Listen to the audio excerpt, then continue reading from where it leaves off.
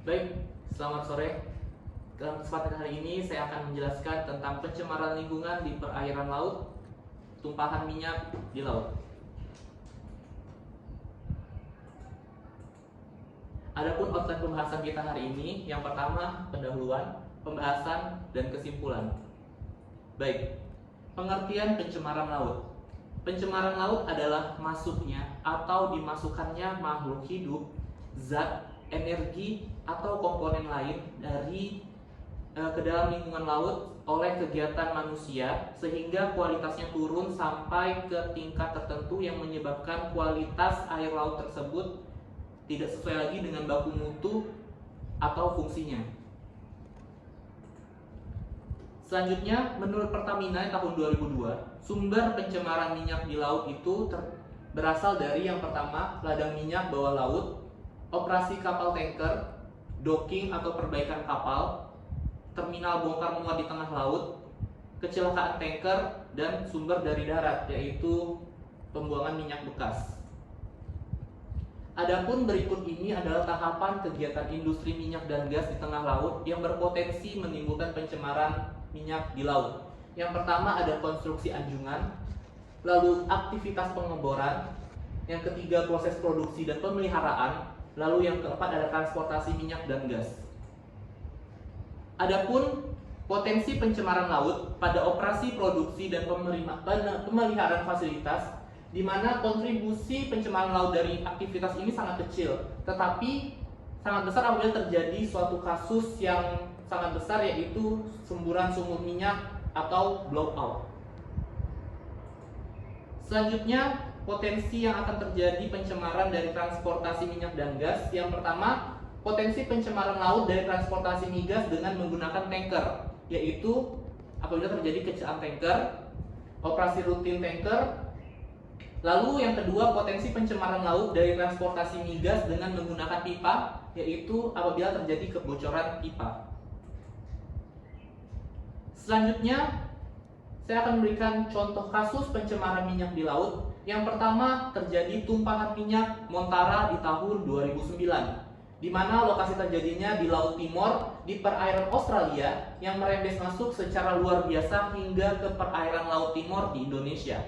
Adapun berikut ini adalah fakta-fakta yang saya kumpulkan yang diperoleh dari berbagai sumber. Yang pertama, kejadian ini terjadi pada tanggal 21 Agustus 2009 yang berlangsung hingga 74 hari.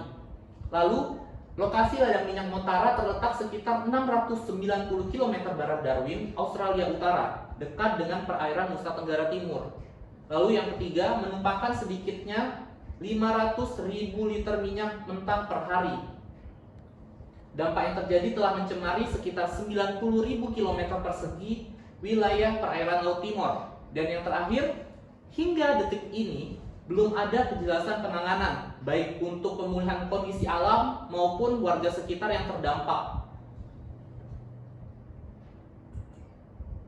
Selanjutnya, yang kedua ada kasus tumpahan minyak di Teluk Balikpapan pada tahun 2018. Tumpahan minyak ini terjadi di wilayah Teluk Balikpapan. Kali ini, kebocoran disebabkan hantaman jangkar yang mematahkan pipa minyak. Adapun ini fakta-fakta yang saya kumpulkan dari berbagai sumber. Yang pertama, tumpahan minyak itu berasal dari pipa Pertamina yang putus di kedalaman 20 meter dari permukaan laut. Lalu, yang kedua, pipa tersebut menjalar dari wilayah Lawe-Lawe, Kabupaten Penajam Pasir Utara menuju ke Balikpapan. Yang ketiga, Pertamina menyatakan bahwa pipa mereka patah dan kini tengah diperbaiki. Ada tekanan yang ekstrim sehingga menyebabkan pipa tersebut putus. Lalu yang keempat, kejadian minyak tumpah ini menyebabkan 5 orang meninggal dunia. Dan yang terakhir, menurut Menteri LHK pada tahun tersebut, Siti Nurbaya, minyak tumpah di Teluk Balikpapan mencapai 69,3 meter kubik atau 400 barrel.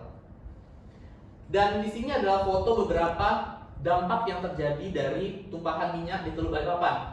Matinya ikan pesut, terbakarnya minyak mentah di tengah laut, dan air laut menjadi hitam. Selanjutnya, apa pengaruh pencemaran minyak terhadap ekosistem laut? Yang pertama, air laut dapat menjadi hitam karena komponen minyak itu tidak dapat terlarut. Yang kedua, komponen hidrokarbon pada minyak berpengaruh pada reproduksi, pertumbuhan, dan perilaku biota laut, terutama plankton dan bahkan dapat mematikan ikan. Yang ketiga, menghalangi pertukaran gas dari atmosfer dan mengurangi kelarutan oksigen. Yang keempat, dapat mengganggu metabolisme fotosintesis dan pertumbuhan rumput laut. Yang kelima, merusak ekosistem mangrove karena menutup tempat pertukaran oksigen pada akar. Dan yang keenam, akan menyebabkan kematian terumbu karang jika mengalami kontak dengan minyak. Dan yang ketujuh, jika minyak menempel pada burung-burung, maka burung akan kehilangan kemampuan untuk mengisolasi temperatur sekitarnya. Adapun berikut ini gambar-gambar dari dampak tumpahan minyak di laut. Yang pertama ada laut menghitam, matinya biota-biota laut, minyak menempel pada burung dan merusak ekosistem mangrove yang mengakibatkan akan matinya hutan mangrove. Baik, bagaimana cara menanggulangi tumpahan minyak di laut? Adapun berikut ini adalah contoh cara menanggulangi. Yang pertama ada in situ burning, yang kedua oil boom, yang ketiga oil skimmer, yang keempat absorben, yang kelima dispersan kimiawi, dan 6 bioremediasi. In situ burning yaitu pembakaran minyak pada permukaan air sehingga mampu mengatasi kesulitan pemompaan minyak dari permukaan laut. Proses yang dilakukan adalah seperti ini. Lalu yang kedua ada oil boom, di mana penyisihan minyak secara mekanis melalui 2 tahap, yaitu melokalisir tumpahan dengan menggunakan booms dan melakukan pemindahan minyak ke dalam wadah. Berikut ini adalah proses yang dilakukan pada tahap oil boom.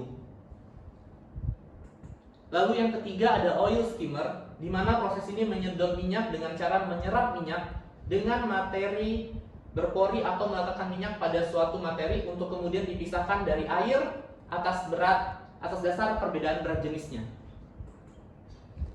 Selanjutnya absorben, di mana dengan menggunakan sorben yang bisa menyisihkan minyak melalui mekanisme absorpsi, di mana menggunakan 3 jenis sorben alami, bisa menggunakan kapas, jerami, dan rumput kering. Berikut ini proses absorben. Dan yang selanjutnya dispersan kimiawi, di mana dengan menggunakan dispersan kimiawi yaitu memecahkan lapisan minyak menjadi tetesan-tetesan kecil atau droplet sehingga mengurangi kemungkinan terperangkapnya hewan ke dalam tumpahan. Berikut ini proses dispersan kimiawi. Dan yang terakhir ada biodermasi, di mana teknologi ini memanfaatkan mikroorganisme atau tumbuhan untuk mendegradasikan minyak. Berikut ini proses dari biodermasi. Baik, demikian penjelasan yang dapat saya sampaikan kali ini. Lebih dan kurangnya, terima kasih.